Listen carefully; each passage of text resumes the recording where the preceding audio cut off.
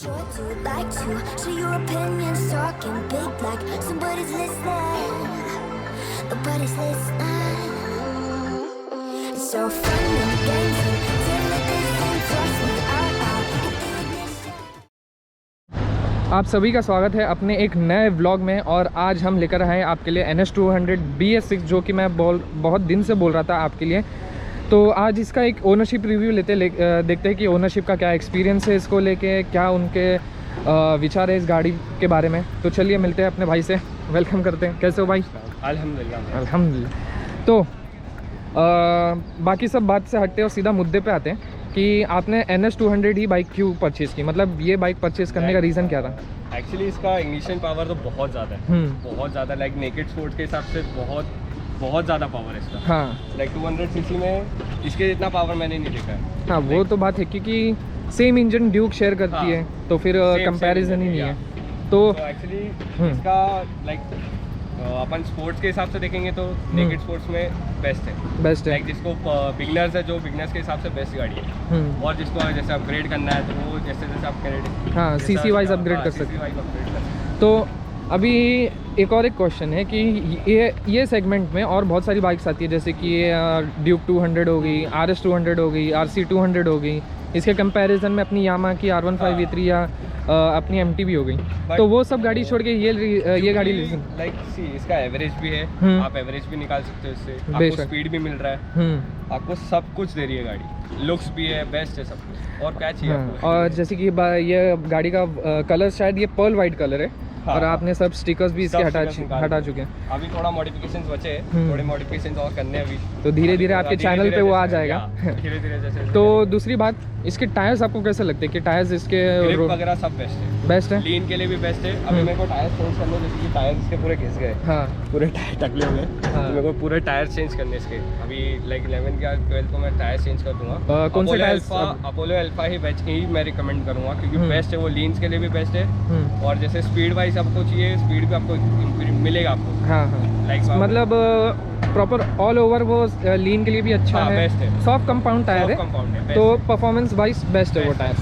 आप MRF के भी लगा सकते हो, बट अपोलो अल्फा वो, हाँ वो तो ज़मीन आसमान का फ़र्क है वो टायर में। तो दूसरी बात, आप कंफर्टेबल वाइज अगर हम इसको देखें तो कितनी कंफर्टेबल आपको लगती है दूसरी बाइक्स के कंपैरिजन में? जैसे आप लॉन्ग राइड पे जा रहे हो तो लॉन्ग राइड पे मेरे हिसाब से है कंफर्टेबल, बट जैसे कोई राइडर्स है, कोई लाइक स्ट्रेच करके चलाते हैं या कोई वैसे चलाते हैं, तो मेरे हिसाब से कंफर्टेबल, जो लीन नॉर्मल चला रहे हैं उनके लिए बेस्ट है, नॉर्मल जो चला रहे हैं। और इसका सीट कंफर्ट आपको कैसा लगता है? सीट कंफर्ट भी बाकी बाइक्स के हिसाब से या इसके कंपैरिजन में ड्यूक देख ले तो भाई वो पत्थर सीट है वो, बहुत बेकार। और मेरी RC की भी बहुत ही बेकार सीट है, बहुत बेकार सीट है, ज़्यादा से ज़्यादा।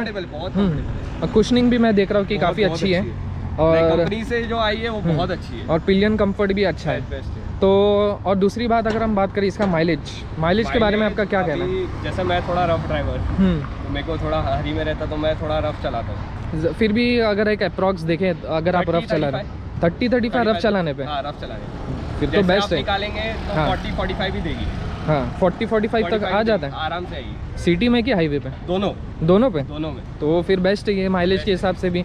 और अगर दूसरी बात देखा जाए कि इसकी स्टेबिलिटी भी बढ़िया मिलती है आपको, भी अच्छी है। मैंने ऑन रोड इसको ऑन कैमरा रिकॉर्ड मैंने 150 टच किया, 150 मीटर्स पे 150 टच किया। 150 तो इजीली चली जाती है, इजीली जाएगी। आप डिपेंड करता है, आप थोड़ा और लीन करेंगे, थोड़ा और करेंगे तो 150, 140, 155 तो जाएगी।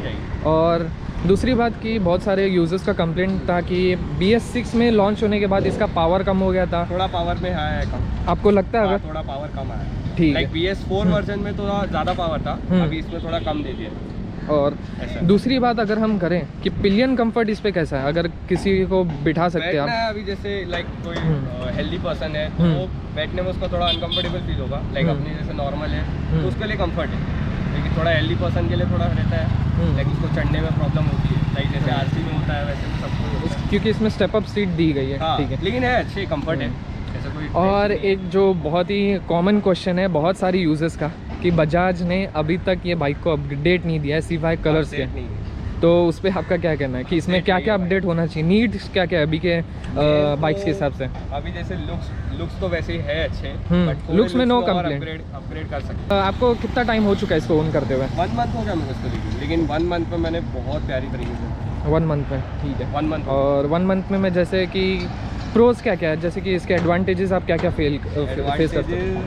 मेन तो एडवांटेजेस है इसका, मेन तो पावर पावर के अलावा इसका हेवी पावर से, और दूसरा मेन स्टेबिलिटी। स्टेबिलिटी हाईवे पे स्टेबिलिटी आपको इसकी कैसी फील होती है?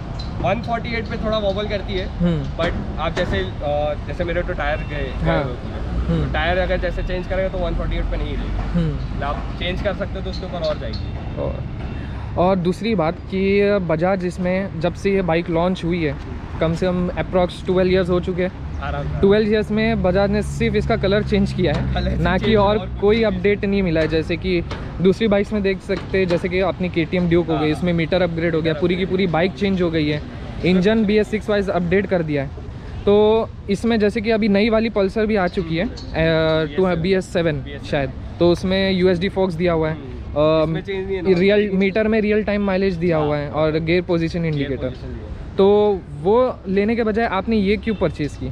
BS6 इसके लिए अच्छी है क्योंकि लाइक इसका थोड़ा पावर ज़्यादा है, BS7 में और ज़्यादा पावर ड्रॉप हो गया। ये तो यूजर्स का भी कहना है, थोड़ा बहुत पावर तो उसमें ड्रॉप हुआ ही है।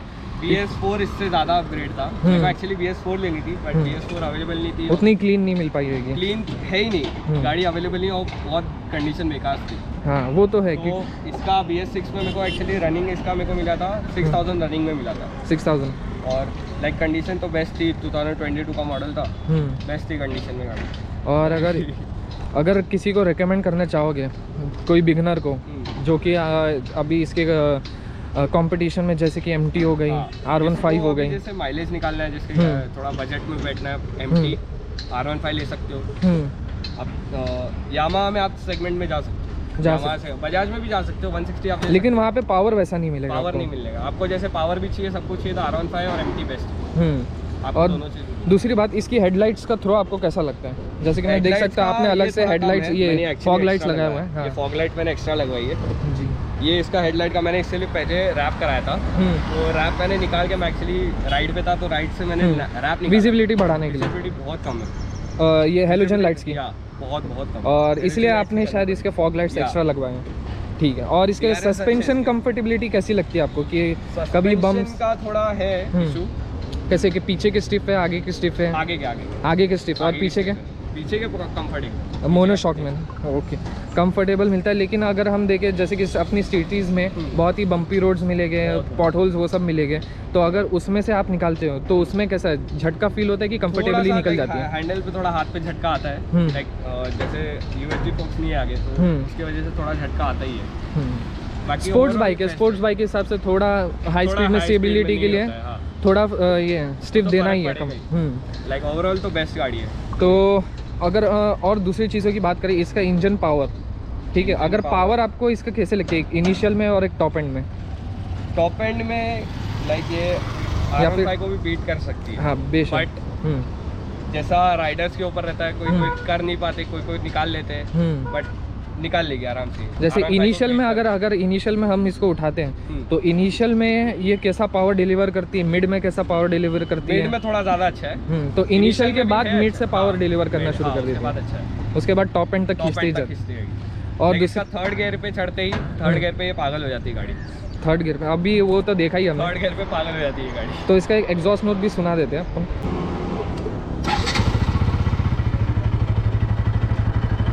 इसका इनिशियल नोट 10,500 RPM तक रैप करती है।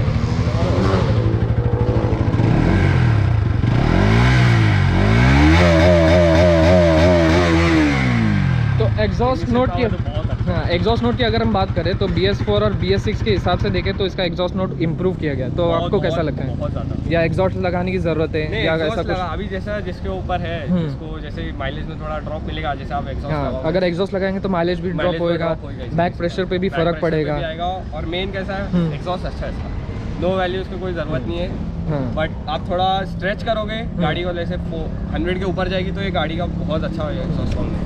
और सबसे मेन बात पे इसकी आती है जो कि इसका मेंटेनेंस। तो मेंटेनेंस कॉस्ट आपकी इसको क्या पड़ जाती है? जैसे कि अभी जैसे सर्विस इसका कॉस्ट मैंने अराउंड 1200 का सर्विस कराया था बजाज से ही? नहीं, बजाज से नहीं, लोकल मैकेनिक से। लोकल मैकेनिक आपके पहचान वहाँ से कराया था। तो नॉर्मल सर्विस में जैसे कि देखें तो क्या क्या चेंज होता है इसके बाद? जैसे ऑयल चेंज करा देंगे आपका, जो बेसिक बेसिक सर्विस होती है, जैसे कि ऑयल चेंज, एयर फिल्टर और बाकी सब क्लीनिंग, ब्रेक्स क्लीनिंग। आपके थर्ड सर्विस के बाद एयर फिल्टर के चार्जेस लगाने लगते हैं। वो तो डिपेंड करता है कौन, जैसे डस्टी एरिया में रहते हो तो उस हिसाब से एयर फिल्टर आपको चेंज कराना रहता है। और रिसेंटली इसका एयर फिल्टर चेंज कराया, रिसेंटली पूरा सर्विस कराया। तो इसमें आप ऑयल कौन सा यूज़ करते हैं? बजाज का यूज़ करते हो कि दूसरा कोई? नहीं, दूसरा मोटो करके। मोटुल का कौन सा? 10W50 250 जो बेस्ट है वो अपनी बाइक्स के लिए। तो और दूसरी बात करें तो अभी कितने किलोमीटर क्लॉक कर चुके हैं आप इस पे? मैंने दिखा 11,243 का चला लिया है।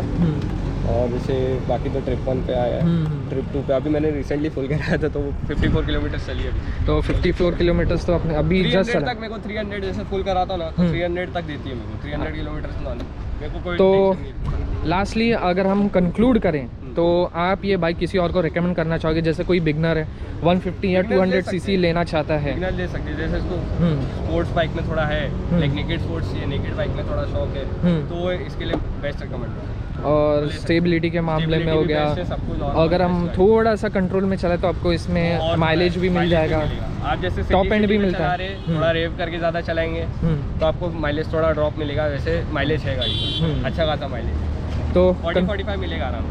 तो कंक्लूड करते हैं अपनी वीडियो पे। बहुत बहुत शुक्रिया आपका इस वीडियो में। तो मिलते हैं आपसे एक नेक्स्ट वीडियो में। Till then have a safe day, have a safe ride, bye bye.